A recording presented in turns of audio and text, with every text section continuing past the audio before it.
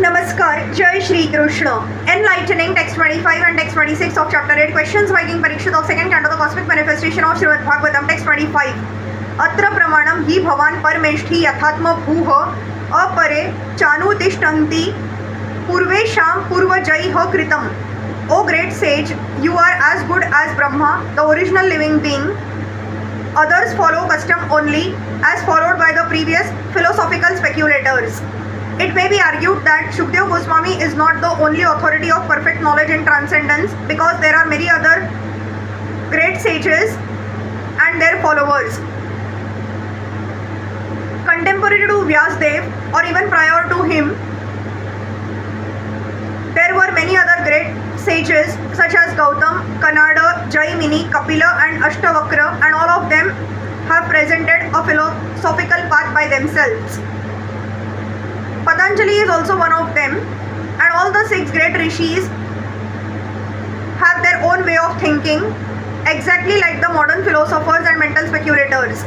The difference between the six philosophical paths put forward by the renowned sages here mentioned and that of Shukdev Goswami as presented in the Srimad Bhagavatam is that all the six sages mentioned here speak the facts according to their own thinking, but Shukdev Goswami presents the knowledge which comes down directly from Brahmaji, who is known as Atma Bhuha, or born of and educated by the Almighty Personality of Godhead.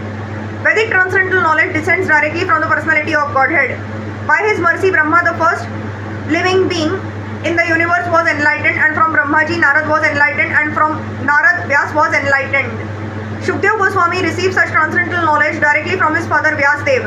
Thus, the knowledge being received from the chain of disciplic succession is perfect.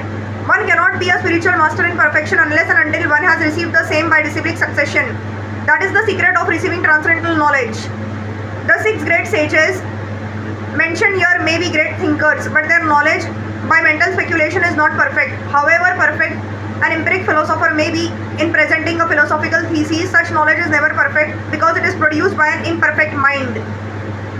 Such great sages also have their disciplic successions, but they are not authorized because such knowledge does not come directly from the independent Supreme Personality of Godhead, Narayan.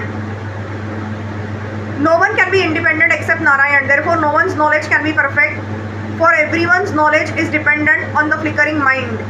Mind is material, and thus knowledge presented by material speculators is never transcendental and can never become perfect. Mundane philosophers, being imperfect in themselves, disagree with other philosophers because a mundane philosopher is not a philosopher at all unless he presents his own theory. Intelligent persons like Maharaj Parikshit do not recognize such mental speculators, however great they may be. But hear from the authorities like Shukdev Goswami, who is non-different from the Supreme Personality of Godhead by the Parampara system, as is specially stressed in the Bhagavad Gita. Text 26. Na me asavaha parayanti brahman nanasha nadami pibato achyuta piyusham tada vakyabdhi viniha srutam. O learned Brahman, because of my drinking the nectar of the message of the infallible personality of Godhead which is flowing down from the ocean of your speeches, I do not feel any sort of exhaustion due to my fasting.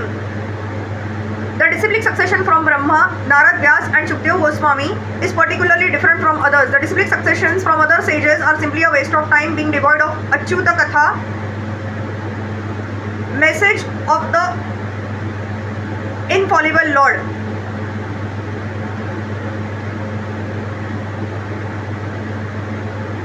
The mental speculators can present their theories very nicely by reason and arguments, but such reasons and arguments are not infallible, for they are defeated by better mental speculators.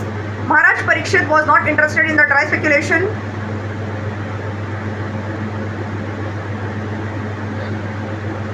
of the mental speculators, but he was interested in the topics of the Lord because factually he felt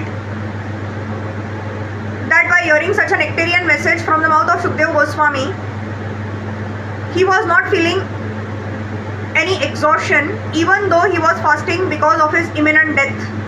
One can indulge in hearing the mental speculators, but such hearing cannot endure any length of time.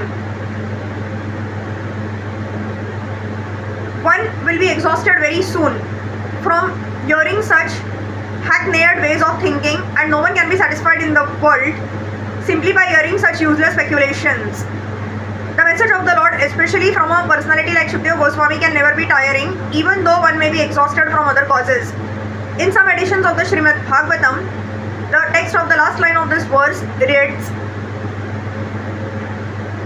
Anyatra Kupitat Dvijat, which means that the king may be overwhelmed by the thought of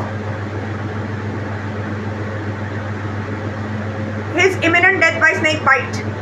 The snake is also twice born, and its anger is compared to the cursing Brahman boy who is without good intelligence. Maharaj Parikshit was not at all afraid of death, for he was fully encouraged by the message of the Lord.